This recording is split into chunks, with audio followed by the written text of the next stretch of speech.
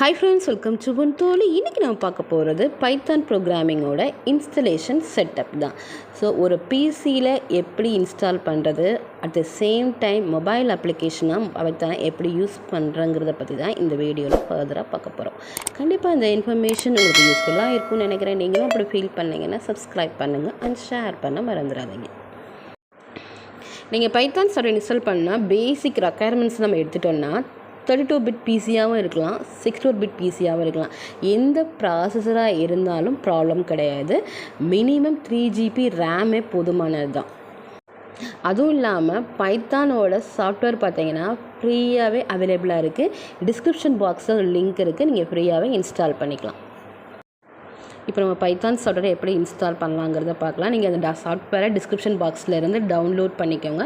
Download பண்ணது எந்த லொக்கேஷனில் இருக்கோ அங்கே போயிட்டு ரைட் கிளிக் பண்ணி ரன் அஸ் அட்மினிஸ்ட்ரேட்டர்னு கொடுத்தா மட்டுமே போதும்.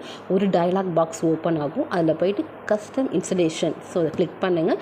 ஸோ நெக்ஸ்ட்டு போனீங்கன்னா செட்டப் ப்ராக்ரஸ்ன்னு வரும். அதில் இன்ஸ்டால் ஆல் யூசர்ஸ் அதை கிளிக் பண்ணுங்கள். ஸோ அவ்வளோதான் நீங்கள் பண்ண வேண்டியது. ஸோ ஆட்டோமேட்டிக்காக பைத்தான் ஈஸியாகவே ரன் ஆகும். ப்ராசஸ் கம்ப்ளீஷன் ஆன பின்னாடி ஆல் ப்ரோக்ராம்ஸ் போங்க. ஆல் ப்ரோக்ராம்ஸில் போய்ட்டு பைத்தான்ற ஃபோல்டர் ஆட்டோமேட்டிக்காகவே க்ரியேட் ஆகிருக்கும். ஸோ அதை கிளிக் பண்ணிங்கன்னா ஐடின்னு இருக்கும். ஸோ அதை கிளிக் பண்ணிவிட்டு நீங்கள் உங்கள் ப்ரோக்ராமிங்கை டைப் பண்ணலாம்.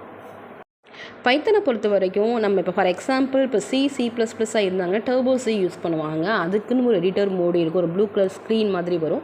ஸோ பைத்தானுக்கும் அந்த மாதிரி தான். பைத்தான் பார்த்தீங்கன்னா நீங்கள் லினக்ஸ் ப்ரோக்ராமிங் நீங்கள் பண்ணியிருந்தீங்கன்னா அதை என்விரான்மெண்ட் அந்த செட்டப் எப்படி இருக்குமோ அந்த சிமிலியர் பைத்தானுக்கும் அந்த மாதிரி தான் இருக்கும். இல்லை நீங்கள் 2 விதமாக ப்ரோக்ராம் டைப் பண்ணலாம். டேரெக்டாக ஐடியிலையும் நீங்கள் என்ன பண்ணலாம், அதை நீங்கள் ஓப்பன் பண்ணோன்னே ஒரு விண்டோ ஓப்பன் ஆகும், ஒரு டயலாக் ஒரு விண்டோ ஓப்பன் ஆகும். அந்த விண்டோவில் நீங்கள் டேரெக்டாக பைத்தானை டைப் பண்ணலாம். இல்லாட்டினா ஃபைலில் போய்ட்டு நியூ டெக்ஸ்ட் எடிட்டர் மூலமாகவும் நீங்கள் ப்ரோக்ராம் டைப் பண்ணலாம். ஸோ நீங்கள் டெக்ஸ்ட் எடிட்டர் போகும்போது பார்த்தீங்கன்னா நீங்கள் ப்ரோக்ராம் டைப் பண்ண பின்னாடி நம்ம எப்படி நார்மலாக ஃபைல் சேவ் பண்ணுவோமோ ஒரு ஃபைல் க்ரியேட் பண்ணிவிட்டு அதே மாதிரி சேவ் பண்ணுங்கள். .py அதுதான் ஃபைலோட பைத்தானோட எக்ஸ்டென்ஷன் அதுதான். ஸோ நீங்கள் டேரெக்டாக டைப் பண்ண பின்னாடி சேவ் பண்ண பின்னாடி ரன் கொடுத்தீங்கன்னா ஆட்டோமேட்டிக்காக உங்கள் ப்ரோக்ராம் ரன் ஆகும். ஸோ இதுதான் ஒரு பிசியில் ஒரு பைத்தான் சாஃப்ட்வேர் இன்ஸ்டால் பண்ணி நம்ம ப்ரோக்ராம் டைப் பண்ணுற மெத்தடு.